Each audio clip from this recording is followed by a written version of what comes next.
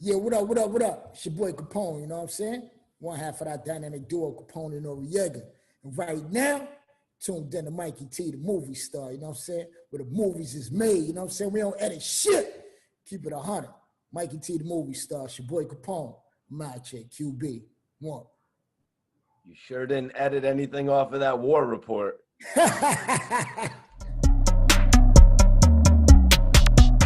So everyone knows you from the legendary duo CNN. Can you take me back? Can you tell me how it was growing up in New York? You know, your music depicts a crazy reality.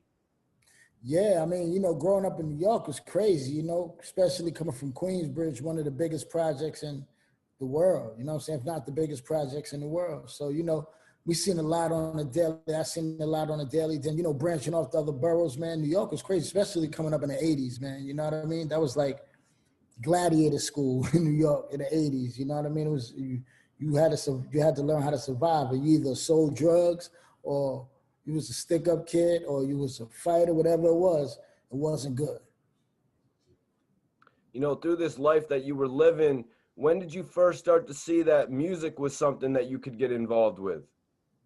The crazy thing is I always loved music, you know what I'm saying? Because coming from Queensbridge, like once again, my projects played a big part of my life. You know what I'm saying? I was blessed to be from a place where so many legends come from, you know what I'm saying? And one of the things that we had in Queensbridge was the park jams.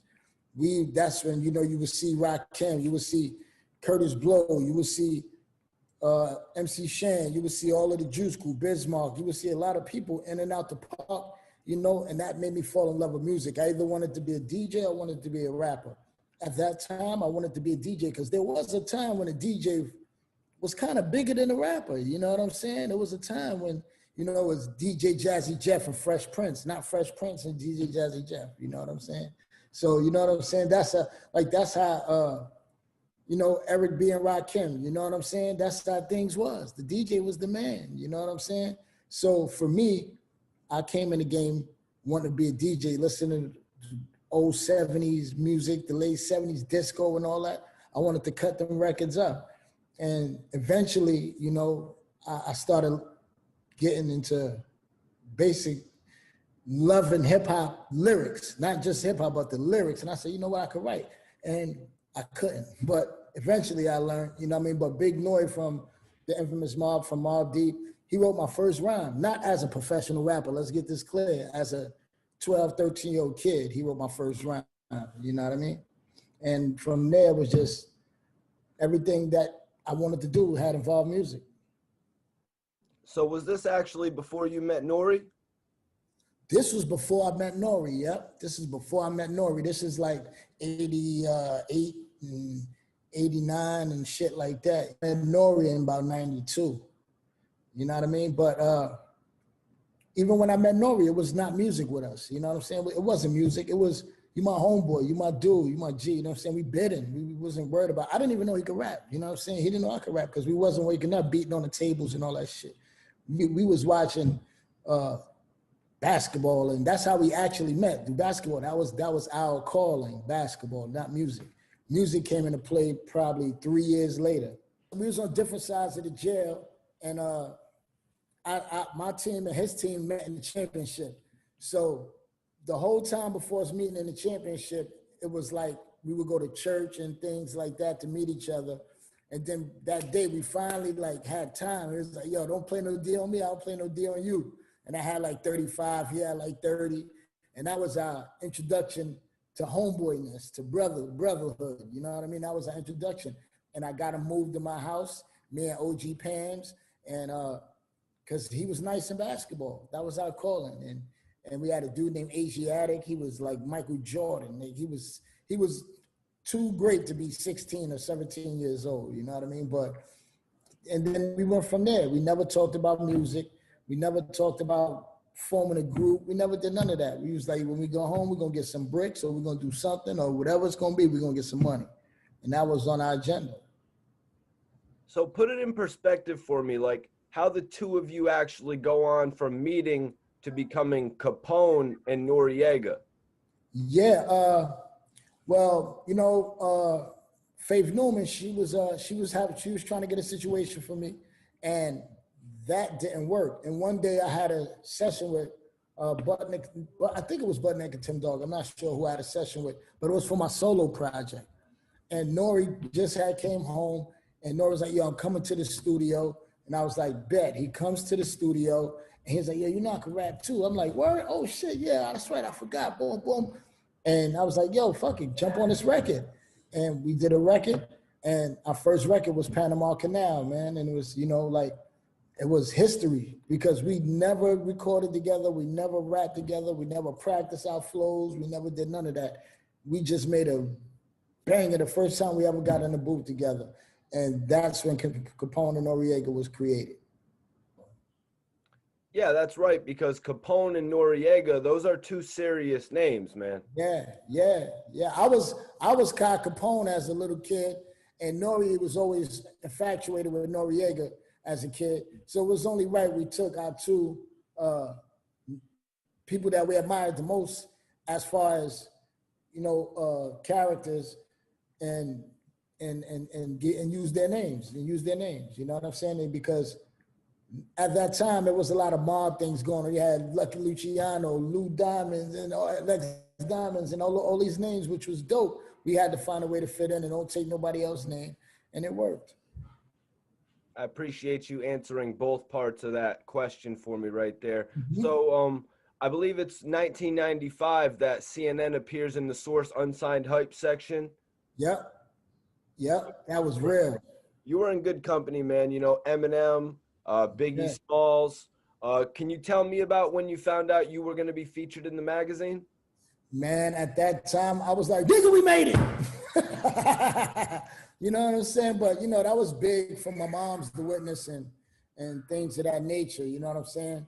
And I just felt like, damn, because you got to realize nobody in that column was superstars yet.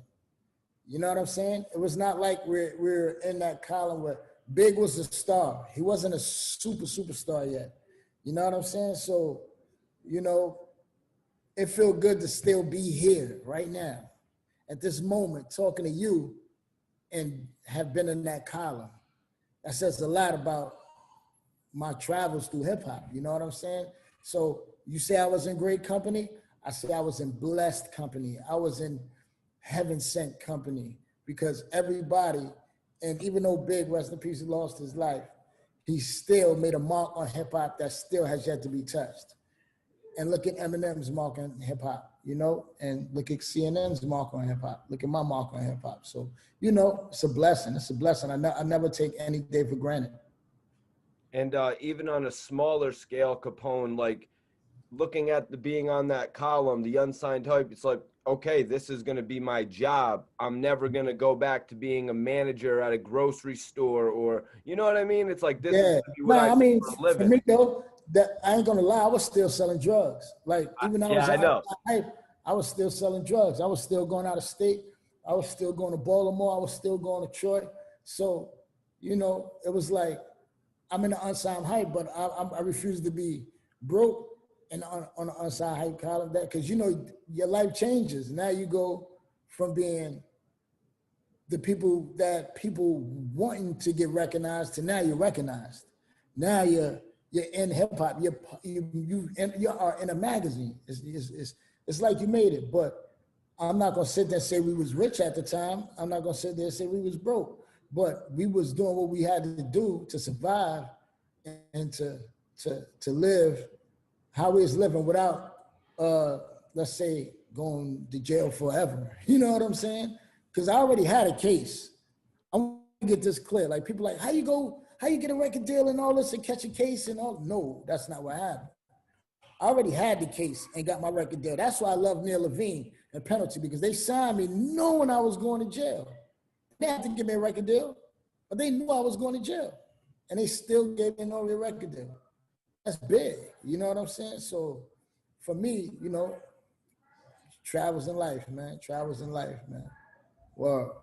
So looking back at it, what did you have to do to secure that spot? Like, you know what I mean? Did you have to totally leave that lifestyle? I guess you didn't really have to. Did you have to leave that lifestyle behind, you know, and focus on the music?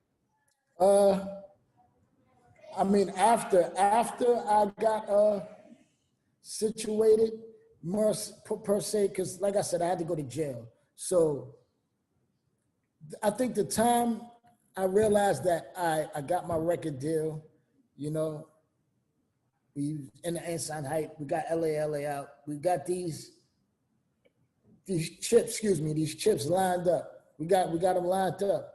So now I could take my foot off the gas in the street.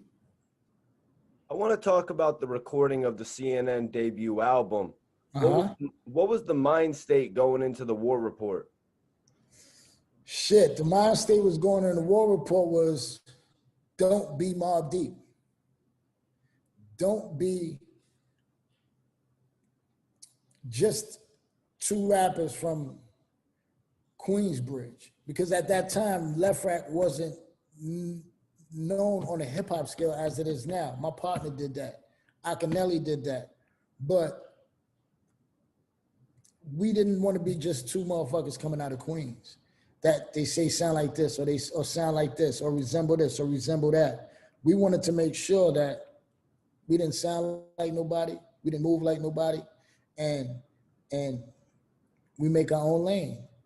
And the recording process was over and over. Even though we used certain people, it was don't get too many Havoc beats, or don't, because then we'll put ourselves in a nutshell. So let's reach over here. Let's get Easy LP. You know, let's get Naughty Shorts. Let's get this person. Let's get that person. Let's get Charlemagne. Let's get, you know, Nasheen. You know, let's get all these people that these people from our hoods don't use. You know what I'm saying? And hopefully we come up with a dope sound, and we damn sure did. So can you tell me about signing your first deal with Penalty and then moving over to Tommy Boy or Murder? Yeah. I mean, signing with Penalty was pennies. Signing with Tommy Boy paid the bills.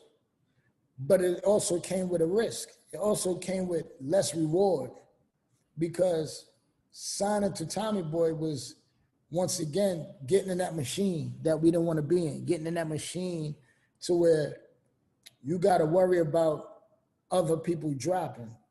On Penalty, we was the droppers. When we dropped, everything shut. Getting on Tommy Boy, they believed in us, but we still had to wait for Daylight to drop, wait for these people to drop. No disrespect to anybody, but that was just the way it was.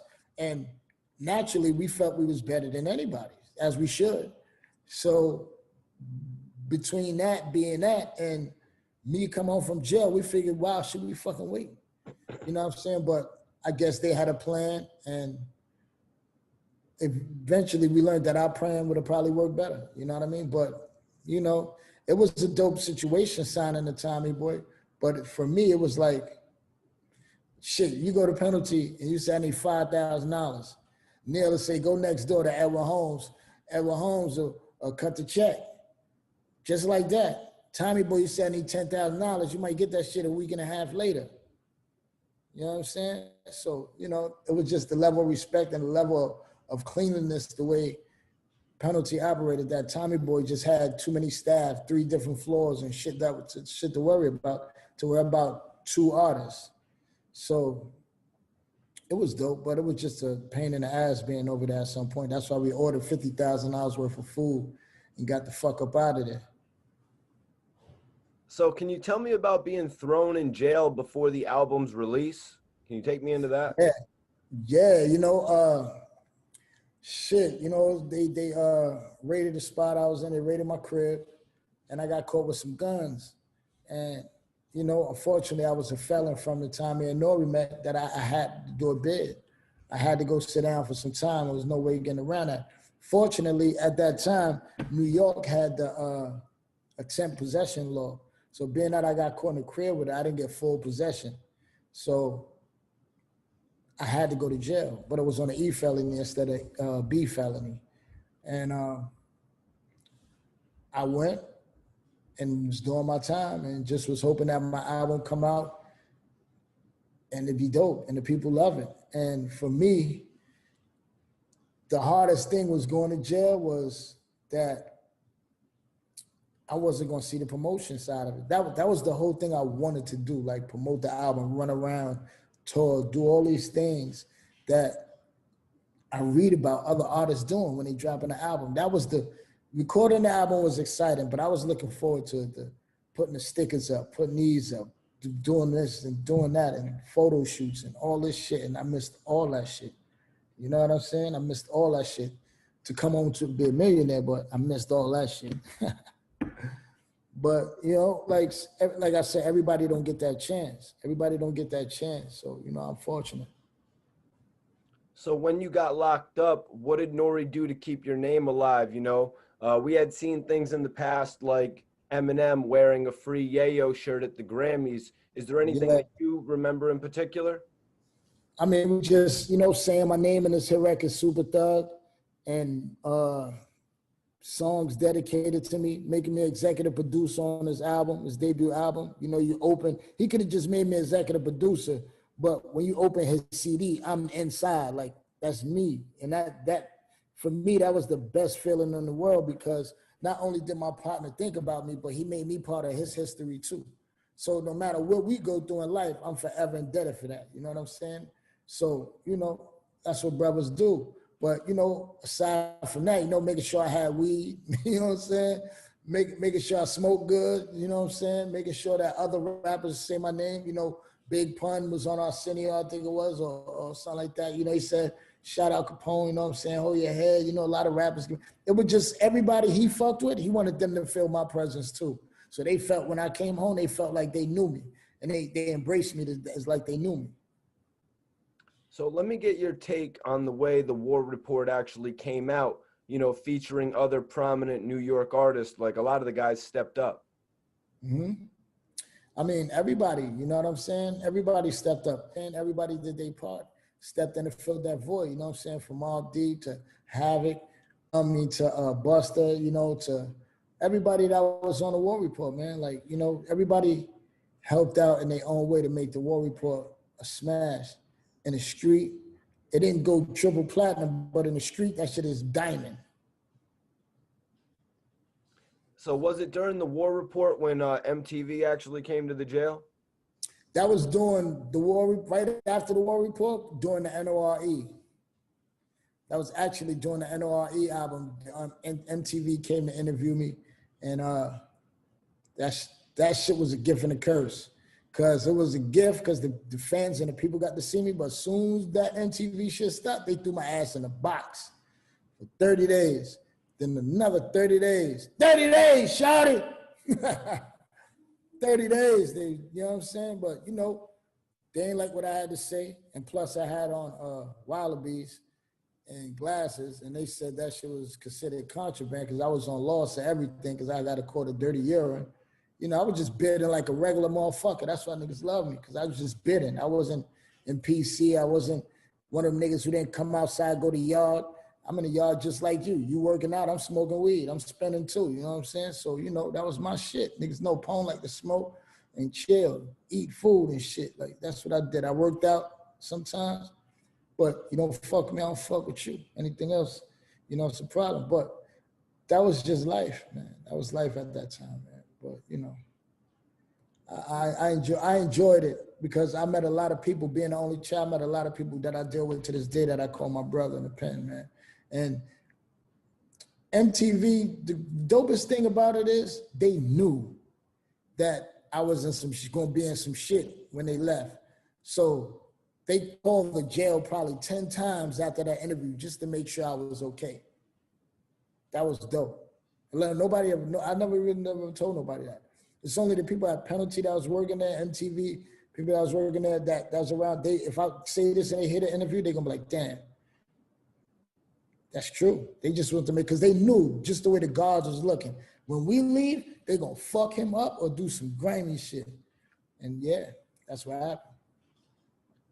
Man, Yeah. can you tell me about MTV actually coming to the jail? Tupac had a jail interview. Yeah. More recently, Shine. I think MTV came and interviewed Shine. Yeah. Mac Yeah. B and Bang'em Smurf had jail interviews as well. Yeah, but you know, I didn't start this interview shit, but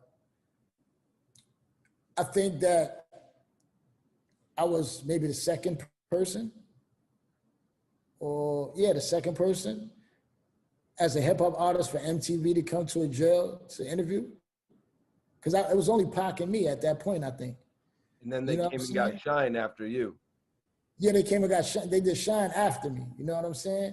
But me and Pac at that time, because Pac was what, 90, 95? Mine was 97, 98. You know what I'm saying? Ain't no other rapper that was bigger than me and Pac went to jail with no fanfare. You know what I mean? So just So imagine what everyone in there is thinking about you. The cameras are yeah, coming in there, you because know. that's what they're saying. Like only Pac had this shit, and I'm feeling good though. Like I gotta represent. I gotta have my shine on. You know, I wasn't rented. That was my shit. You know what I'm saying? I had to, you know, I had to take everything that I knew that was contraband and put that shit on.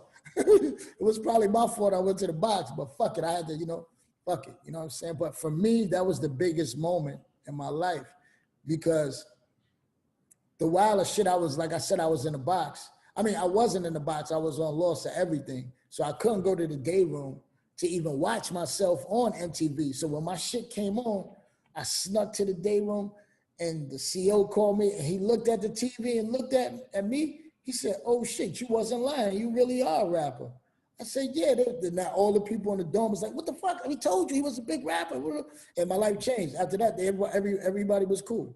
CEO, you want to smoke extra cigarette, an extra 20 minutes that night? Go ahead. You got a superstar. But then you got the ones that hate it. Motherfucker, you know, I get thrown in the box for no reason. And it wasn't fair because the deputy of the jail daughter was writing me and I wasn't even getting the letters. He was just mad that she was trying to write me. And I never even got the letters. I never even said nothing to her. And he took my good time and everything, but I got a reverse because of that, because he showed impartialness. He showed that it was personal. He was trying to make me max out. That was my life in jail, man. So they took all my good time, and I was supposed to do 3 years, and instead of doing 3 years, I did 30 months. Can you take me into how things picked back up for CNN once you got home from jail? Yeah, you know, like, it was like, while I was in jail, I was seeing Nori moving, I'm seeing things. But the crazy shit was, on my wall in my cell, I had a picture of two cars, a Montero Mitsubishi and a Lexus SC, 400, right? I said, these are the two cars I want, right?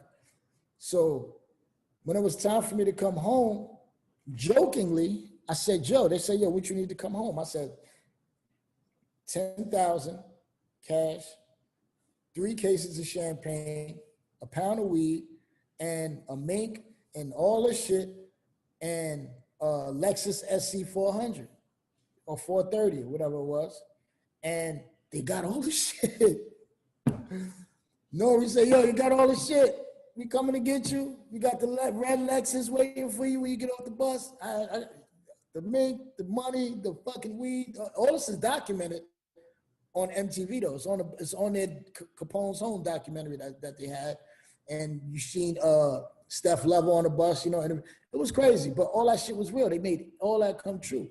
That's when I came home and I said, damn, I wanted a red Lex, but then I seen Nori, he got the GS Lex, and you know, he living here. I'm like, damn, maybe I was thinking small. They was like, bro, you thinking way small. Fuck that Lexus. Let's go to the dealer tomorrow, all types of shit. I'm like, holy shit. That's when I realized that CNN is not Capone and Noriega anymore. It's Capone and Noriega. It's now CNN. You know how you made it when your name get abbreviated. That's how you know you made it, when your shit get abbreviated. So we went from Capone and Noriega trying to make our name known to everybody calling us CNN. So that point, it was like the magazines. I came home to like 7 magazine covers and 13 magazine spreads and clothes bidding war for me, all types of shit. That's when I said, oh, this life is different. Yeah. So Capone, at this point, did you find it hard to change your lifestyle? Did you find it hard to change your lyrics? Because you may not have had some of the same experiences Nori was having. Yeah, nah, I mean, yeah, I didn't change my lyrics because. No, you didn't. You were still rapping about selling Yeah, crack, being on yeah, the I was still doing the same. I was still like not doing the same shit, but that time they took away from me, I didn't want to spend just being a celebrity. I liked being in the hood. I like going to the hood. So that's why I rapped what I rapped, because it's like I was really living it. Because if I'm talking to you right now, not you, but I'm in the hood and I'm on a bench and I'm talking to you, and the police blitz, they're gonna take me down too. You feel what I'm saying? Even though I ain't selling no crack, I got a hit record out. I'm not selling no crack, I ain't doing nothing, but I'm guilty by association. So damn right, I got a right to rap that shit because I'm living it with you. You know what I'm saying? I just don't got fucking crack on me. But if you need $50 and you say, Paul, give me $50, I don't know what you're going to do with that $50. But if you go buy crack and turn it to $100, shit, I'll just help you make $100. Not knowingly, but now you go to fucking feds for that shit. You know what I'm saying? Right, but exactly. You got to watch what you're doing now, because everything is a conspiracy. Everybody's a kingpin and everybody it is. A nigga asked me for $100. I got to give it to him in tokens or some shit. Like, you don't know what the fuck going on. You cash app your homie $300. The next thing you know, you're in a federal indictment. You're in a federal indictment. You know what I'm saying? So you cash at me, nah, nigga. Like, fuck that. You know what I'm saying? Motherfuckers take it like you foul. Nah, I'm playing safe. It's nothing safe no more. It's nothing safe. So can you tell me about creating the second CNN album after getting out of jail? How soon did the reunion come about? Shit, that was the plan. Like when I came home, it was gonna be the reunion, and we got right to work. We got right to work after Tommy Boy dissolved Penalty, because we started at Penalty, but then Tom Silverman just wakes up one day, it's like, I'm gonna shut Penalty down. Fuck him. Fuck Neil Levine. He even fired what's his partner's name at the time? I'll get back to him, but he even fired him, Adam, I think. I forgot his name. I'm gonna get it. But he was just cold. You know what I'm saying? Tom Silverman was cold. And he fired his right-hand man, Neil Levine. And we told him that we want a certain artist to come with us and these things of that nature. And he said, okay. Then when we got there, he reneged on his word. He reneged on his word of everything he said with us. Only thing he did do was give us a boatload of fucking money. But that was just to shut us up. It shut us up temporarily. But when we found out the fuck shit that was going on, it was like, all right, you know. I'm not saying that he jerked us or anything, because he didn't jerk us. I don't want nobody to get that. It just didn't work the way we were supposed to work it. The shit that he sold us into working it, because we didn't have to sign the Tommy Boy. He was dissolving Penalty. He was asking us to sign with him because it would make the transition easy. But we could have said no. We could have easily said no, fuck you, or give us this. And we played the game. Like, fuck it. Long as you bring these people with us, and you said yes, and then it didn't happen. And that's when things turn sour. So can you tell me about, excuse me. So what was the difference working on the War Report to working on the reunion? I was nigga rich. I was rich, but I was nigga rich. You know what I'm saying? Like at 23 years old, nigga rich is dope. You know what I'm saying?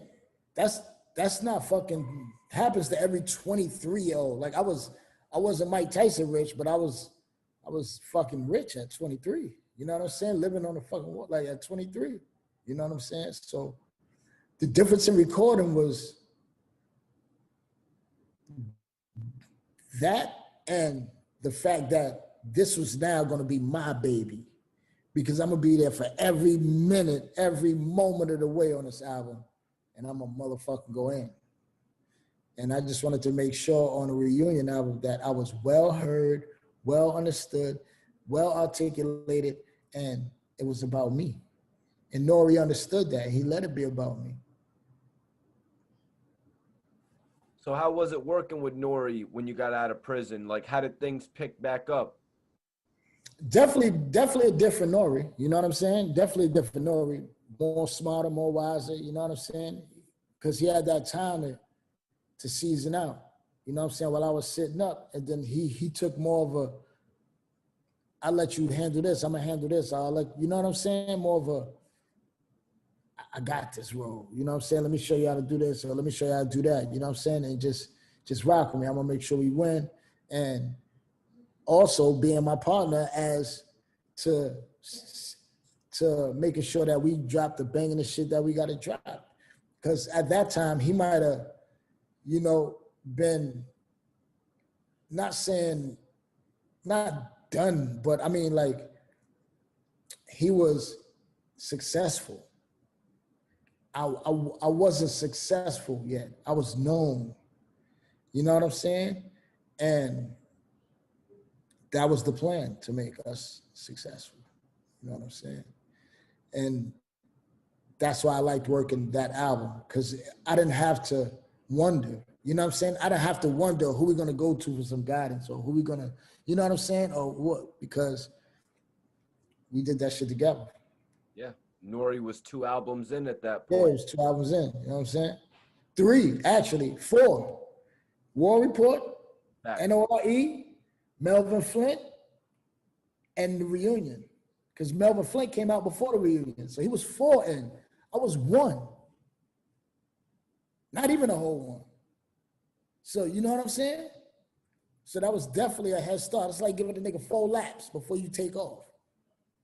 You know what I mean? So that was definitely, I definitely learned to listen and watch and observe and become my own boss and do things that I know that help us win as well. So it worked out for us. So we spoke on first signing to Penalty. Mm-hmm. What do you remember most about leaving Tommy Boy for Def Jam? Ordering $50,000 worth of food. We ordered 100 pizza pies, 30 steaks, 17 Mr. Childs, 40 Benihana's, 30 patty melts, turkey melts, 45 egg foo youngs, and shit. It's a lot of money, And at that time, you know, the record labels, the stores, they didn't take money. They had their account numbers. So you order whatever you're gonna order, it's going on the account card. They don't know. So these companies like, what? 45? They taking it. They ain't asking for nothing. They got their card on file. So they don't gotta ask. All you gotta do is have somebody sign for it. We sending one of our niggas up at the door. Big pallets of shit coming. Oh, don't worry, that's us. We taking the shit we want and then leaving the shit we don't want. We taking the Mr. Childs, the Benihanas, everybody taking all that shit. We leaving them the McDonald's, the 50 pizza pies, the 70 steak sandwiches, and yeah, we OD'd. We OD'd. The next day we went up there to see as much as we OD'd, and the police was right there at the escalator. Was like, y'all are not allowed in the building. If you arrest y'all asses. We was like, yes, it worked. Word. Really? I mean, what was that, like $5,000 or $6,000? A fool? Yeah. Nah, I'm talking about like fucking 20, 30,000, 50. It was like 50,000. That shit was like, it was money so tall, oh, bitch would fall. Like, it was like 50,000. But it was the best thing in our life. Even though I think we had to pay it back. We just get so much money at the time, though, but it was like, fuck it, we got to pay it back, we pay it back. But it came out of budget somewhere. You just ain't see it, but it was just dope just to fucking have it happen. No, I heard you speaking on it, and it's like, yeah, if we got to pay it back, pull it out of the money you owe us, and while you and we good. What's the money you owe us? Yeah, Leo Cole wasn't sweating that. Leo Cole was laughing at that shit because he's like, that should have never happened at Def Jam. We was like, we know that. He was like, this is a different league. Because we knew Leo Cohen. And that's like I said with Nori, like he had that in his back pocket because Leo wanted CNN. He wanted us. Who was it that brought you guys over to Def Jam, man? You had mentioned Leo Cohen. Yeah, Leo, Tina Davis, Kevin Louse, Dream Team. I call them the Dream Team because that was everybody dream team. Like if you dreamed of working on Def Jam, you dreamed of working with one of those 3 people in your life. Leo, Tina Davis, Kevin Louse. I always salute them because they gave us a shot. Even though at that time, we was like the bad boys of the game. We coming to the club 100 deep, fucking niggas up, you know what I'm saying? But overall, they believed in us, you know what I'm saying? And then the first thing they signed us up for, we had a shootout at the radio station. Hey. But they had our backs, so, you know, that was not something that we was planning to do. It just something that happened. But at the end of the day, everybody's cool now. You know, people who went to jail, like salute the whole. Everybody was involved, man. Just salute them, man. Word, because that was the worst time, like I think for hip hop, right there, for that happened. Damn, was that the whole situation that Little Kim had to lie over? Yeah, yeah. You know what I mean? But you know, shit, man. You know, it changed the lives of a lot of people, man. You know what I mean? But fortunately, nobody got their life lost in that situation. You know what I'm saying? Nobody got their life lost in that situation. No lives was lost. You know, fortunate. Let me ask you, man, what went on at Def Jam that led to CNN never actually putting out an album over there? That, that, because I was banned from all radio stations as far as Clear One and Clear Channel and Radio One. I was banned from everything. Me and Little Kim, it took us about 2 years, a year and a half for us to get some played on the radio. And at that time, they had to make a choice. They said, all right, we're going to go with Nori next project. Because actually, my solo project was supposed to come out right after the CNN project. But now I'm out the equation, so they had to think fast. So what they did was put us on tour so I could keep getting money and go with the God's Favorite album. So in 2005, what was it that led you to leaving Def Jam while Nori stayed? Was it that? The changing of the guards. You know what I'm saying? Leo, everybody was leaving. Everybody left. Nori stayed because he didn't stay at Def Jam. He went to Rockefeller. Right, Jay-Z. He went to Rock for me, you know what I'm saying? So he didn't actually stay on Def Jam. He just went to a subsidiary in Def Jam, you know what I'm saying? I wound up going to Koch because they had a lot of money for me, and it was quick and it was easy to do. And they had a lot of success with balling with Jimmy. Right. You know, how did you feel rapping on the follow-ups, you know, going into albums like Channel 10 and the War Report 2?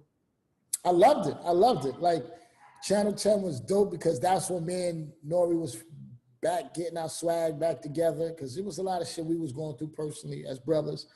And War Report 2 was dope because I had to work with my bro, Raekwon. You know what I'm saying? That's like, you know, if my mama had a child, I would definitely say Ray one of them. You know what I'm saying? But my mama had another child, you know what I mean? But, you know, Ray is definitely my brother, his whole family, Don, you know, Kay, you know, these are definitely, you know, my family. That's one of the reasons I live in Jersey, where I live. This is one of the reasons where it was so honest and easy for him to say, yeah, let's do War Report 2. I was like, okay. Because he just came off Cuban Link 2. So why not? Let's you know, you obviously, you know, the blueprint and working the number 2. That was as powerful as yours. So let's try it. Didn't work out, but fuck it, we did it. No love lost, no animosity, no hate in the blood. It's my fucking ace. So doing the War Report 2, what was it that made you want to do that more? Was it the fans? Was it a check? It was Cuban Link 2. I seen the success and the love that Ray got from that. I was like, if we're going to do a War Report 2, because everybody kept asking for the War Report 2, War Report 2, War Report 2. Yeah. 9 times out of 10, when people ask for a part 2, they don't want the part 2. They're going to not respect the part 2. It's never happened.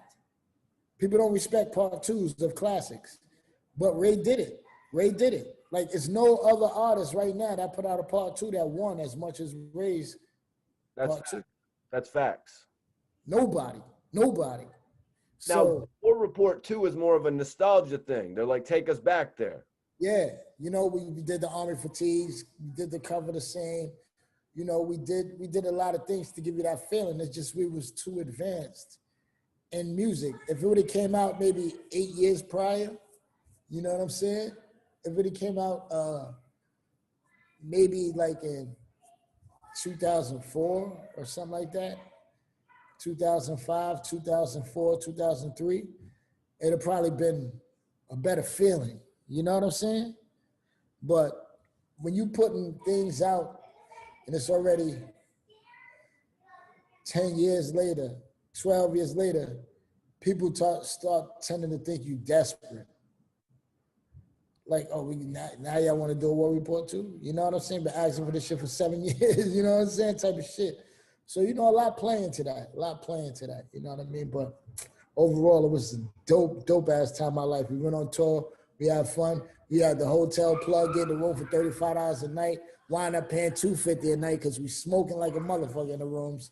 And they finding us every night, and we just don't know until we get the bill. It was funny. Have fun though. Man, Capone, you were the rock star they said in the jails, bro. I'll say that. Factual. There's another versus battle that everyone has been talking about. It's rumored. I've got to ask you about it. Beans Eagle versus Nori. Can I get your thoughts? I mean, there ain't no question who I'm rolling with. You know what I'm saying? I love Beans. Beans dope. Me and Beans gamble together. We have fun. You know what I'm saying? But shit, you never go against the grain. I love it. It's going to be dope. You know what I'm saying? Two different styles of music, two marks in the game. Made people who made marks. But yeah, I'm going with the home team. Come on. My boy got hits, man. And you know, like, come on. Yes, come on. I would love for this to go down. You know what I mean? So looking at Nori and Beans, how do you personally feel that they compare to one another? I mean, both had great careers. Both made great songs. Both, I think Nori probably got him on a hit record scale, but Beans got a history of great features and great songs and just being the state prop boss he is. It's no telling what he could bring to the table. You know what I'm saying? And Nori, we all know the features, and it's just so much that they both could bring to the table. You know what you're gonna get from both sides. You know it. So I don't want to hear nobody talking about the lyrical this or lyrical that. We know that that's two different sides of the coin. You know what I'm saying? Like, we don't want to hear that. We want to hear records. We want to see shit rocking. Like, come on. We already know what we want. I know what I want. So, you know, y'all see. But don't sleep on Beans. Now, Nori actually said he would be bringing out the War Report. You had mentioned it earlier, you know, when you had one album, Nori had four. What's your take jumping on the stage for that, man? Hey, if it happens, it happens. You know what I'm saying? I might just be a spectator. I'm going to be there for sure. Trust. But, you know, I don't know if I'm going to be a spectator. I don't know. But, you know, as long as I'm there, we lit. You know what I'm saying? Anything can happen. And something maybe you could be a little bit more unbiased about. We've also got the Locks and Dipset coming up officially. Yes. Now that I'm going to be a fan for. I might have to be there. 9 times out of 10, I will. But that, I'm looking forward to that because that is definitely like fair game. Fair game. 3-on-3 basketball. Fair game. Both era rappers, fair game. Fair game. You know what I'm saying? I love it. Long as Freaky Z, you know, come out there and lift up the whole Madison Square Garden. That nigga diesel as hell. I'm trying. I'm working. Well, it's my guy. Hell yeah, man. And a quick prediction on that, though? Nah, man, I'm staying neutral. I'm in the neutral zone. Oh, you're staying I ain't choosing nobody. We from New York. We're going to band together. You never know how that stage might look at the end of the night. This is going to be amazing, man. I take my head off to Swizz and Timbaland for putting this together. Yeah. It's starting to get there. You know what I'm saying? It's definitely starting to get there. And I think for just hip hop, it's like all these things is well needed. All this is well needed. It's well needed. Because I love all the verses, but I think this was well needed. Because even though we seen Jada and Fab, Jada gonna come out. He can't do none of the songs he did while he was on Fab. That's what's gonna make it even doper. All Locks records. All right. So, yo, Capone, can you tell me about working with Foxy Brown on Bang Bang off the reunion? Shit, yeah, Foxy was dope, man. Foxy, that was the first time I seen Foxy write her shit and go in the bathroom and come out and was like, I'm ready, I'm going in. And when she went in, everybody had the look on their face like, oh my fucking God, it's going to go down. And she definitely had us like, holy shit. Because nobody was on it like that. Nobody was coming like that on the record. And she took it there. She molded the whole record. How did you feel about Foxy going at Kim so noticeably on the record? Ah, man. The crazy thing is I looked at it like just two girls squabbling. You know what I'm saying? Like, I ain't saying nothing about Junior Mafia. You know what I'm saying? And Nori ain't saying nothing about Junior Mafia. So whatever they got to say to each other, they're going to say it on our records. They're going to say it on whoever records. Maybe they took it offensive that it was our record because Big wanted to sign me at one point. But at the end of the day, it's like, I can't control what she want to say. I can't tell her don't say it. Because then it's not fair. You know what I mean? I get to say what I want on a record, but she can't get to say what she want to say. So, you know, for me, it was like, I was sat back and enjoyed the cat fight. I was waiting for the cat fight. You know what I'm saying? Yeah, how could you censor Foxy Brown on a CNN album? It kind of wouldn't be right. It definitely wouldn't be right. You know what I'm saying? Because Foxy's not having that. Before you censor Foxy, you could try to censor Donald Trump. Like, it's not happening. When did you find out? Did Nori say, or, yo, Foxy's coming to the studio? Did you personally set it up? Did the label set it up? Nah, Nori said Foxy was coming through. You know what I'm saying? Me and Fox got history. You know what I'm saying? So, you know, it's all love. It's not like I was like, oh, shit, Fox coming through. Nah. I was like, fuck it. Fox coming through. Boom. He was like, yeah, she going to get on this joint. I'm like, word? And, whew. Bang, She bang. set fire to the flame, baby. So, Little Kim, she actually challenged Nicki Minaj to a versus. Yeah. Could that ever happen? Yeah. I think the way the culture is moving forward, like, grown-ups are becoming more grown. Like, you can let the little girls and the little newcomers and all these things have a squabble fight. But when you're a vet in the game, you got to grow up. And I think finally, Nicki and Ken both grew up to a point where it's like, what the fuck are we fighting for? Like, we got to band together, the woman in hip hop, and do this. You know, you got Cardi winning, you got Rhapsody winning, you got Ari Lennox, you got all these people winning, and we sitting here worried about beef that we don't even technically have. You know what I'm saying? So, you know, I think they both gonna put this bullshit aside, and it'd be the best thing for hip hop. Can you tell me how you first had the opportunity to build with Mobb Deep? Shit. We all from the same hood. Like, we all from the same block. Me, Half, Twin, the twins, Ty Nitty, Godfather Part 3. We all from the same block. You know what I'm saying? P was from Hempstead, but he basically lived on my block. So we all from the same block. We all grew up together. I was never actually working with Mobb Deep. I used to be like the nigga around Mobb Deep with the slammy on me, you know what I'm saying?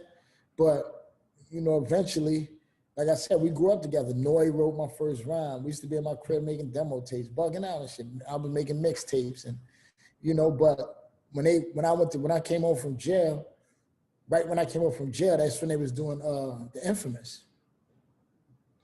And it's like, you know, I'm just coming home from jail. They like, yo, nigga, you with us. At that time, I wasn't trying to rap or none of that shit. You know what I'm saying? They like, nigga, you with us.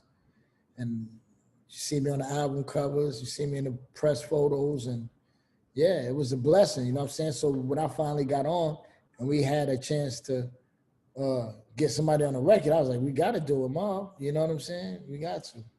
So that's how that came about. And from there it was history. They was on every album, just about, or half. What was the balance that you would say you gave Nori or that you guys gave each other? You know, with Mobb Deep, I guess you could say it was that Havoc was the producer while P was the major writer. Mm-hmm. Uh, I think they both wrote, but Hav was definitely the producer. You know what I'm saying? And I I think Mobb Deep has something special. You know why? Because they started so early. Juvenile hell. Like you get kids at that point, they tend to lose each other in their 20s, in their late teens, and they kept that shit going, man. I'm you know, like if it wasn't, this is crazy. If it wasn't for Mobb Deep and for Dog Pound, there would be no CNN. That was the infrastructure that helped us get our deal so quick by making LA and Mob being on a record. That got us our deal. How was it chosen that it was going to be you two groups coming together to respond to New York, New York? It wasn't. We were sitting in the crib one day and we seen them kicking over the buildings and all that. We're like, we got to say something. Because we tried to wait for somebody else to say something. Nobody said nothing. We was like, fuck that. We're going to say something. Whoever like it, whoever don't. And sure enough, it touched the masses and it got us everything. You know what I'm saying? It got us magazine. It got us everything. It got us everything. It got us our record deal because we answered. That's why I say Dad's a Corrupt got me and Orion. Because if they didn't make New York, we wouldn't have made LA. We could have probably been trying for years trying to get a record deal. That shit ain't easy. But we had the Monty. So back then, how did it feel going up against Snoop Dogg, though? I didn't give a fuck about Snoop then. You know what I'm saying? I respected him, but I ain't know. I didn't care. I'm a 19-year-old nigga trying to get on in the game. So Snoop, he was big. I remember seeing Snoop at the Source Awards in '95. Like, you know what I'm saying? Like, I'm gonna get popping. You know what I'm saying? But just what happened was watching him inspired me more. And then they just happened to drop the New York record, and we waited and waited. Doo, doo, doo, doo. Nobody did it. Come on, we in, and we went in. I appreciate you giving me that little piece of hip hop history right there. Yeah, it's real. And, you know, I think CNN also inspired several of the other artists, you know what I mean, that have come out, groups and stuff like that. And it's like you were saying a little bit earlier, if you didn't take the deal with Penalty Records, you guys might have not to get to release the albums that you had released and make that history. Yep. And let me tell you something. We had an angel, somebody walking with us because every album we dropped, we had a one-off. You don't get those. It's artists still paying for their last third album. You know what I'm saying? So it was definitely Chris Lighty, rest in peace, Chris. You know what I'm saying? It was definitely people we had on our team, the way we was moving that allowed us to have a lot of freedom in the game too. Even though we was under a lot of contracts, we wasn't under a lot of contracts. We had a lot of freedom to move. Wow. And that was Chris. Chris had us one-offs off top. Chris Lighty? Yes. Did you ever get to do any dealings, or did you ever meet 50 Cent? Of course. 50 my bro. You know what I'm saying? Definitely met Fifth. You know what I'm saying? 50 good dude. I remember, you know, me and Fifth used to live in the same area in Jersey. We used to wind up at the Pathmark together. we would laugh and shit, you know what I'm saying? And joke. But, you know, at the end of the day, you know what I'm saying? Good dude. Good dude. Queens all the way. Queens all the way. He found a niche. He ain't got to rap forever. He found it. I love it. Queens hustle. That's the hustler's ambition in him. Oh, yeah, that's right. BMF, he's definitely working major on the television market. Yeah, he's definitely doing that. Did you have a relationship with 50 before or after Get Rich, though? Was it Power of the Dollar days? Before, yeah, definitely. Definitely before. Yep. Yeah, because, you know, at that time, too, right when I came home, you know, Fifth was just he was just shaking. He didn't get shot yet. He was just moving and shaking, you know what I'm saying? But, yeah, it was a lot on it. He definitely had a lot on his plate.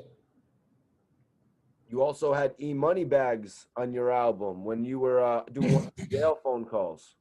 Yeah, E-Money's the home team. E-Money is team, man. E-Money, rest in peace, Bags, man. Bags for life, man. You know what I'm saying? Bags is the home team. And I remember the crazy shit was we was in Japan and we seen a Japanese magazine and we just reading through the magazine and we got all the way to the end of the magazine and who's in the magazine? E-Money Bags. We couldn't believe it. Like, they don't even got us in the magazine. They got E-Money Bags.